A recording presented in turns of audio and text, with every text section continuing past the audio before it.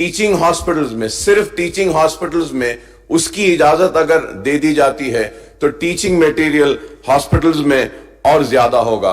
और एक अहम मसला मैं पहले भी उठाया था, इस्तकबाल किया था, आपने जब कॉन्ट्रैक्ट एम्प्लॉयज को रेगुलराइज करने का वादा किया और 11,000 कॉन्ट्रैक्ट एम्प्लॉयज को करीब आपने रेगुलराइजेशन का प्रोसेस को स्टार्ट किया, तो मैंने उस वक्त भी मुतालबा किया था, आज भी फिर ये कर रहा हूं कि इन 11,000 में रिजर्वेशन पॉलिसी को एडॉप्ट करना जरूरी है सर। क्योंकि हो ये रहा है कि जब ये कॉन्ट्रैक्ट एम्प्लॉयज को लिया गया था तो उस वक्त रिजर्वेशन के हिसाब से उनको कॉन्ट्रैक्ट बेसिस पे नहीं लिया गया, लेकिन अब जब इनको रेगुलर कर रहे हैं तो उस वजह से मुसलमानों का तनासुब काफी कम होता जा रहा है। उसके साथ साथ आपने ये भी ऐलान किया कि पब्लिक वर्क्स में, पब्लिक वर्क जो अलॉटमेंट होता है उसमें भी रिजर्वेशन पॉलिसी के बिना पर आपने एससीज को, एसटीज को और बीसीज को भी दिया है। तो बीसीज को जो 25% आपने दिया है उसमें बीसीई मुसलमानों को भी देने के लिए मैं आपसे दरखास्त करूंगा और उम्मीद करूंगा कि आप इसके ऊपर भी करेंगे। और फिर से मेरी आपसे एक रिक्वेस्ट है, वो ओल्ड पेंशन स्कीम के ताल्लुक से कि पीआरसी आप नया तश्कील देने का आपने वादा किया है, कम से कम ये ओल्ड पेंशन स्कीम के मैटर को उन तक अगर आप रुजू करें तो पीआरसी स्टडी करके बाद में आपको रिपोर्ट दे सकता है। काफी मुलाजिमीन इस ताल्लुक से बार बार हमसे दरखास्त कर रहे थे। और एक बात मैंने कहा था कि कमर्शियल टैक्स डिपार्टमेंट के ताल्लुक से the post of ACTO and DSTO working as commercial tax department as non gazetted officers, इसमें फाइनेंशियल बर्डन कुछ भी नहीं है, सिर्फ उनको गेजेटेड ऑफिसर का रैंक देना है। तो उसके लिए भी मैंने दरखास्त किया था।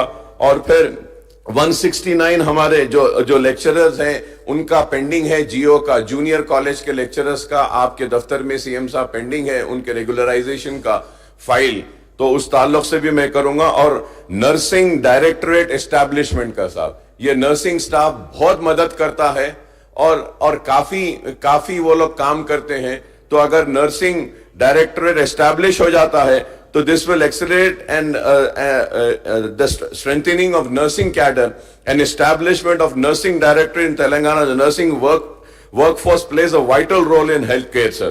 फिर से मैं आपसे दरखास्त करना चाहता हूं कि यूनिवर्सिटी के स्टाफ लेक्चरर्स को रेगुलराइज करने का उनका एक पुराना मुतालबा है, तो उम्मीद करता हूं कि आप इसको भी और मैंने ये स्पाउस के बारे में भी आपसे दरखास्त की थी कि हमने 16 डिस्ट्रिक्ट्स में किया है, 13 डिस्ट्रिक्ट छूट गए हैं, इसके ऊपर भी थोड़ा सा हमदर्दी के साथ अगर आप करेंगे। उर्दू 69 सेल्फ फाइनेंस का साहब उसका था, और ये डीएससी 1998, 2003 एंड 2007 के बारे में भी मैंने आपसे कहा था। उम्मीद करता हूं कि इसमें से जो भी आप सही समझते हैं, जितना भी कर सकते हैं, अगर इसके ऊपर भी अगर आप गौर करेंगे तो बड़ी मेहरबानी होगी, क्योंकि काफी रिक्वेस्ट कर रहे हैं कि ये प्रमोशन आम रिजर्व पुलिस का होम मिनिस्टर साहब ने लास्ट असेंबली में वादा किया था, सारे लोगों को कर दिया, थोड़े से बच गए हैं। अगर इनको भी अगर आप कर देंगे तो ये लोग भी काफी खुश होंगे, क्योंकि इनका ये परमिशन था आर्म रिजर्व पुलिस का constable, health constable, ARSI, SI, which is pending from the last 2 years, sir. I hope that the issues which I have raised would be considered by the Honorable Chief Minister Sahab, and I thank you very much for giving me this opportunity, sir.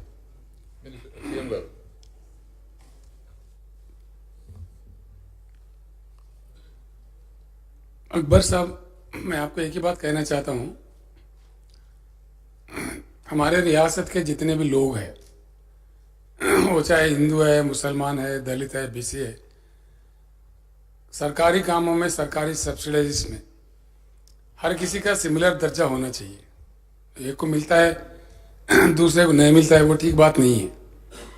एक दलित बंधु एक ऐसी scheme है जो सबसे bottom line में गरीब से गरीब दलित है, इसलिए उनके लिए एक स्पेशल स्कीम लाया गया था। लेकिन बाकी मामलात में मैं आपसे बिल्कुल सहमत हूँ। जो स्कॉलरशिप का आपने जिक्र किया उसका मेरा पूरा एहसास है। मैं हरीश राव जी से कहता हूँ, उनके सदारत में होम मिनिस्टर साहब भी जाएंगे, म्यूनसिपल मिनिस्टर भी जाएंगे, उन्हीं के चैम्बर में उनसे मालूम कर लीजिए, आप कल या परसों बैठ लीजिए, ये सारे मसाइल जितने भी आप उठाए वहाँ ड्राफ्ट कीजिए, क्या क्या निकल सकता है उसमें। हरीश राव साहब को मैं कहता हूँ वहाँ चीफ सेक्रेटरी साहब को वो बुला लीजिए, माइनॉरिटी वेलफेयर सेक्रेटरी को भी बुला लीजिए, माइनॉरिटी वेलफेयर मिनिस्टर साहब को भी साथ ले लीजिए, सभी मिल करके एक आइडिया पे आ जाइए। दूसरी बात मैं आपसे ये खुलकर कहना चाहूँगा, ओल्ड पेंशन स्कीम का बड़ा मल्टी नाटी हो गया है। इट हैज बिकम ए पीटा मुड़ी बोलते हैं उसको तेलुगु में, ऐसा कर दिए लोगों ने।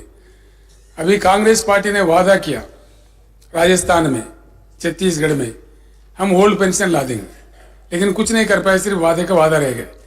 जो कि जब गवर्नमेंट ऑफ इंडिया से पूछ रहे, उसका एक सिस्टम उन्होंने बना दिया। कांग्रेस सरकार ने ही बना दिया था, उसको बीजेपी अमलावरी में लाया, वो पेंशन फंड बोल के बना दिए। और सरकार के पैसे, एम्प्लॉयज के पैसे जाके वहां जमा हो गए, वो वापस देने के लिए तैयार नहीं है। तो उसमें क्या कर सकते क्या नहीं कर सकते, उसमें कोई किसी को अभी अंदाजा नहीं है।